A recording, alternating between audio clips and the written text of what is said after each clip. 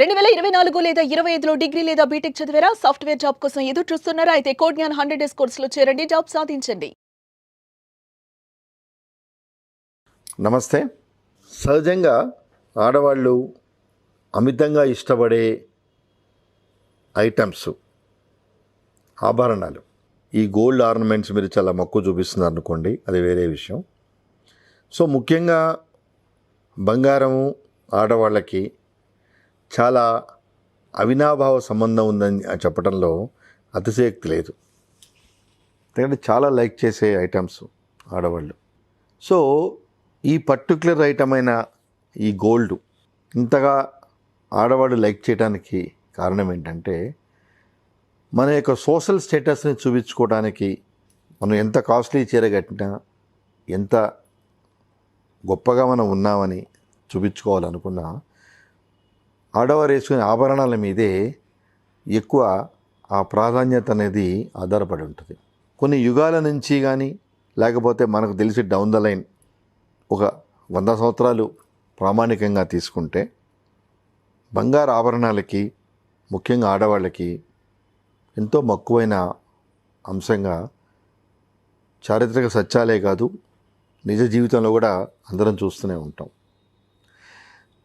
So ఈ ఆడవాళ్ళు బంగారం అనే టాపిక్ ఈరోజు మాట్లాడటంలో ఉద్దేశం అంటే, గతంలో ఈ టాపిక్ గురించి నా న్యాయ సోదరిమణులు మాట్లాడారేమో నాకు గుర్తులేదు, కానీ ఒక వినూత్నమైన అభిప్రాయాలు ఈ పర్టికులర్ ఆస్పెక్ట్ మీద మాట్లాడదామన్న ఉద్దేశంతో ఈ బంగారము ఆడవారు అనే ఒక అంశాన్ని తీసుకోవటం జరిగింది. సరే, ఈ పర్టికులర్ టాపిక్లో ఎడిదిరిగి ఎంత చిన్న పేద కుటుంబంలో ఉన్నవాళ్ళైనా, అక్కడి నుంచి అత్యంత ధనికవంతులైన ఆడపిల్ల పుట్టినప్పుడు భవిష్యత్తును దృష్టిలో పెట్టుకొని గోల్డ్కి చాలా ప్రాధాన్యత ఇచ్చి, వీలైనంత వరకు ఈరోజు కాకపోతే రేపైనా అమ్మాయికి పెళ్లి చేయాల్సి వస్తుంది. అంటే ఆడపిల్లకి రకరకాల అకేషన్లు వస్తాయి. అంటే మగపిల్లల జీవితంలో ఎలా అకేషన్లు తక్కువ ఉంటాయి, అలాగే ఆడపిల్ల జీవితంలో ఓణీల పండగ అని, అలాగే రకరకాల వాళ్ళ పుట్టినరోజునే వస్తూ ఉంటాయి. సో వచ్చినప్పుడు ఈ బంగారు ఆభరణాల ద్వారా తమ కూతురికి ఆనందాన్ని కల్పించాలనే తాపత్రయం ప్రతి తల్లిదండ్రులు ఆ యొక్క స్టెప్పును తీసుకుంటారు. అలాగే మధ్యతరగతి వారు, కొంచెం చిన్న తరగతి బడుగు వర్గాల వారైతే ఇప్పుడు వచ్చే రకరకాల స్కీముల ద్వారా కూడా వాళ్ళ ఆడపిల్లలకి బంగారు ఆభరణాలు వీలైనంత ఎక్కువగా ఏర్పాటు చేయాలనే ఉద్దేశంతో ఆ స్కీములు వగైరాలు కట్టి ఆ గోల్డ్ ఆభరణాలు తమ కూతుళ్ళకి ఇవ్వాలని చూస్తారు. ఇది నేటి సమాజంలో జరిగే కామన్ ఫినామినా. బాగానే ఉంది. ఇప్పుడు ఈ టాపిక్లో ముఖ్య ఉద్దేశం ఏంటంటే, చాలా సందర్భాల్లో అంటే న్యాయస్థానాల వరకు వెళ్ళిన కొన్ని సందర్భాల్లో కూడా ఒక ముఖ్యమైన సాంకేతికమైన విషయం ఏంటంటే, అమ్మ బంగారం ఎవరికి చెందాలి గమనించండి. అమ్మ బంగారం కోడలకు చెందాలా, కూతురుకు చెందాలా అనే విషయం మీద భిన్నాభిప్రాయాలు ఉన్నాయి. అంటే న్యాయస్థానాలు దీనిలో జోక్యం చేసుకొని ఈ బంగారు ఆభరణాలు తల్లికి సంబంధించినవి కూతురికి ఇవ్వాలా, కోడలికి ఇవ్వాలా అనే అంశం ఆ న్యాయస్థానాల దాకా వెళ్లకుండానే మనకున్న కుటుంబ సంబంధాలతో అది మనమే డిసైడ్ చేసుకోవాల్సిన అంశం అని నా అభిప్రాయం. ఎలా అంటే, కూతురికి వివాహం చేసేటప్పుడు తప్పనిసరిగా ఎంతో కొంత మన స్థాయికి తగ్గట్టుగా బంగారు ఆభరణాలు పెట్టడం అనేది సాంప్రదాయంగా జరుగుతూ వచ్చిన విషయం. బాగానే ఉంది. అలాగే పెళ్ళైన తర్వాత కూడా రకరకాల సందర్భాల్లో సాధ్యమైనంత వరకు మనం బంగారు ఆభరణాలు పెట్టడానికే మక్కువ చూపుతాం. బాగానే ఉంది. అలాంటిది తల్లి బంగారం విషయం వచ్చేటప్పటికి తనతో పాటు తనకి కొడుకు కనుకుంటే, అంటే ఈ సమస్య కొడుకులు ఉన్నప్పుడు ఉత్పన్నం అవుతుంది. అదే కూతుళ్ళు అనుకోండి, తల్లి తర్వాత తల్లికి ఏం బంగారం ఉంది, ఎవరెవరికి ఏమి ఇవ్వాలి అనేది ఓన్లీ వన్ సైడెడే అవుతుంది. కాబట్టి మనకి డిస్ప్యూటు, ఆర్గ్యుమెంటు లేదు.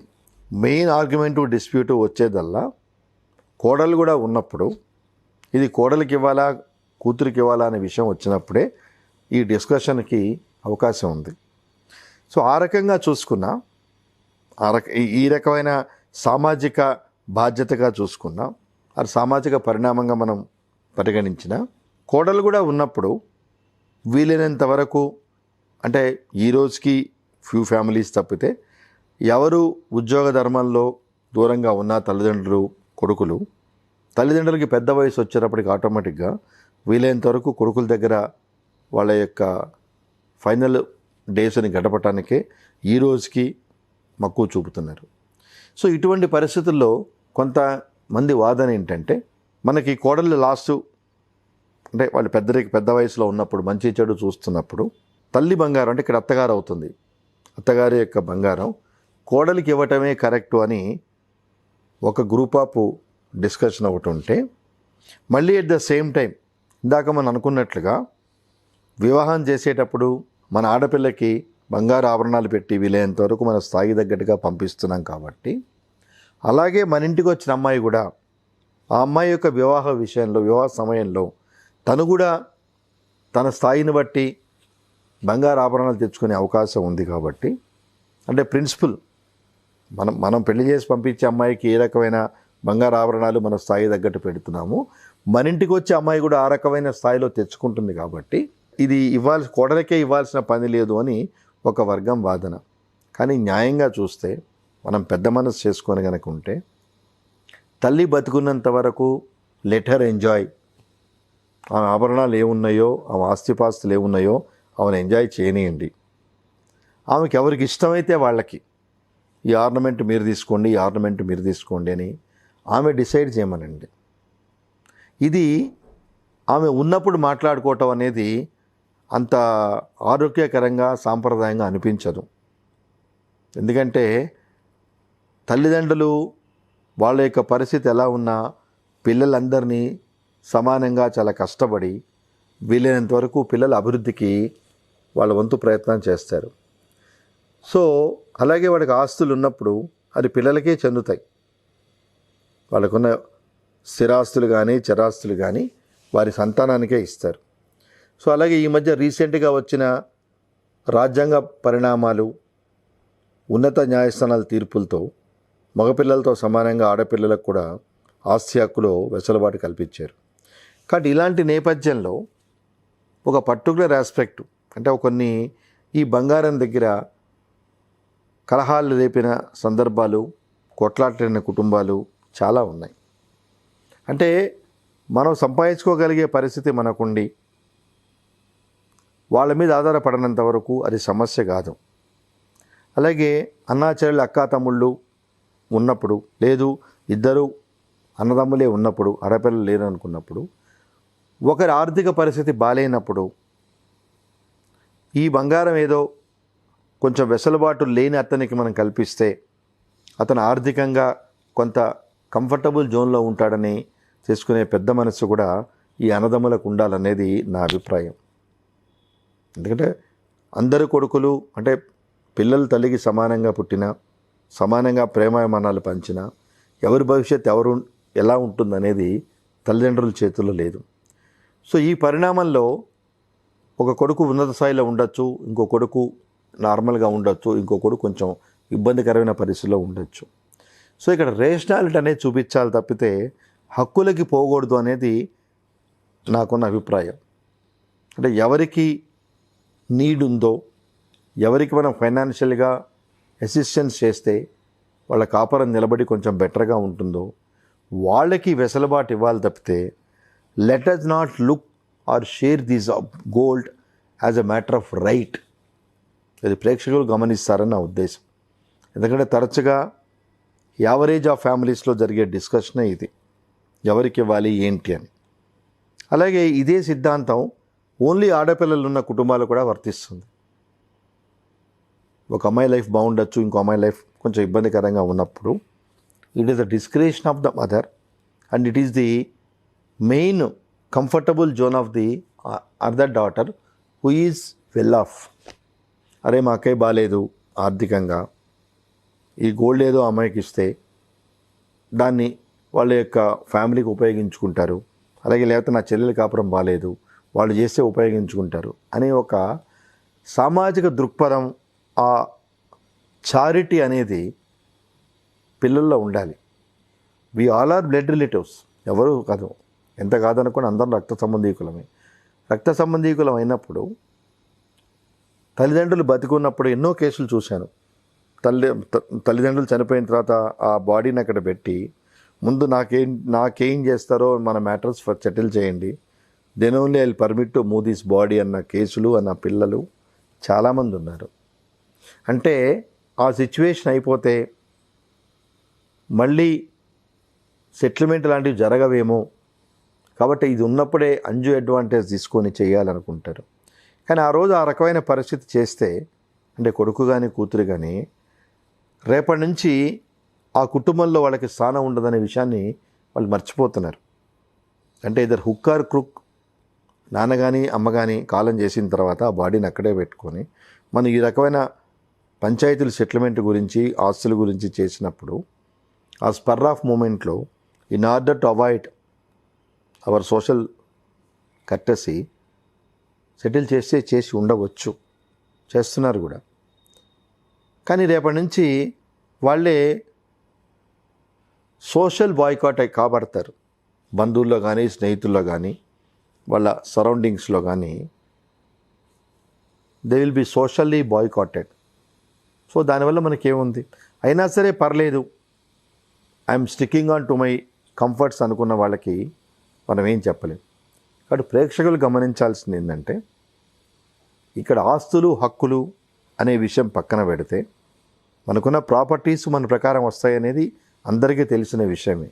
కానీ ఈ పర్టికులర్ మదర్ గోల్డ్ ఆర్నమెంట్స్ విషయం వచ్చేటప్పటికి let us not have any rigid ideology with regard to sharing.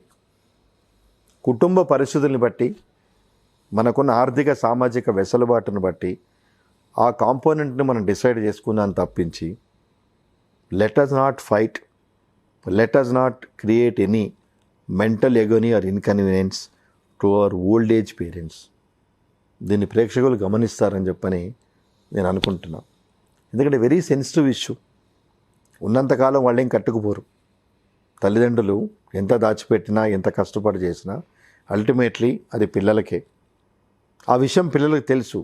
కానీ తెలియని అభద్రతా భావంతో, అంటే ఎక్కడ మన వాయిస్ రైజ్ చేయకపోతే అవతల తోబుట్టువులకి ఓ 10 రూపాయలు ఎక్కువ వెళ్తాయో, లేదంటే ఒక పిసరు గోల్డ్ ఎక్కువ వెళ్ళిపోతుందో అనే ఒక అభద్రతా భావంతో we're straining our family relations. అది కరెక్ట్ కాదండి.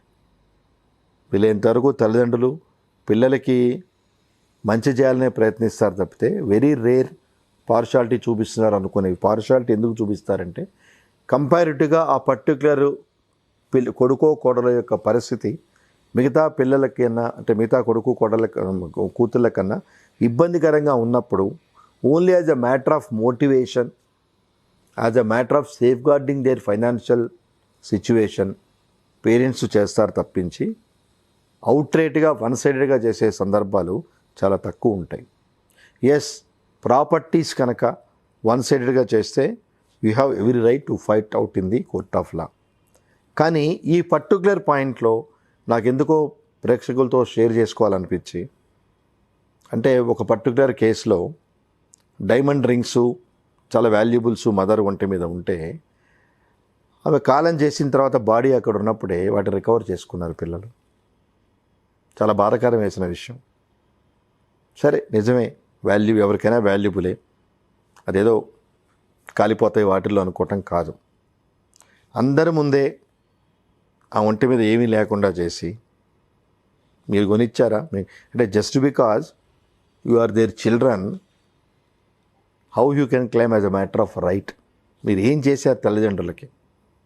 వాళ్ళ నుంచి మీరు ఆశించి when you are making a demand, what is your contribution to your parents అనేది ఎవరికి వాళ్ళు సొంతగా ప్రశ్నించుకుంటే ఈ పరిస్థితి రాదు.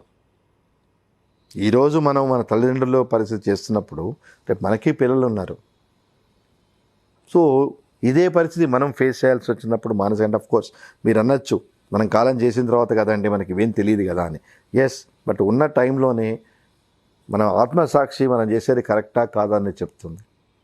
కాబట్టి మిగతా ప్రాపర్టీస్ అంటే ఈ స్థిరాస్తులు చరాస్తుల విషయం వేరేది. బట్ ఈ గోల్డ్ వరకు వచ్చేటప్పుడు మాత్రం ఆడవాళ్ళకి ఎంత ఇష్టమైన కాంపోనెంటో అందరికీ తెలుసు కాబట్టి ఈ తల్లి బంగారం కోడళ్ళకి వెళ్ళాలా కూతుళ్ళకి వెళ్ళాలనే విషయంలో వీలైనంత వరకు కాంప్లికేటెడ్ ఇష్యూస్ జోలికి పోకుండా కేస్ టు కేస్ అంటే వాళ్ళ యొక్క ఫ్యామిలీ ఫ్యాక్షన్ సర్కమస్టెన్సెస్ మీద let them take a rationalised decision in order to keep all the family members interest తప్పించి let us not fight as a matter of right. So ఇది ప్రేక్షకులు ఈ sensitivity అంశాన్ని గమనిస్తారని దీన్ని ప్రాపర్ ప్రాస్పెక్ట్లో తీసుకుంటారని చెప్పి ఆశిస్తూ నమస్కారం.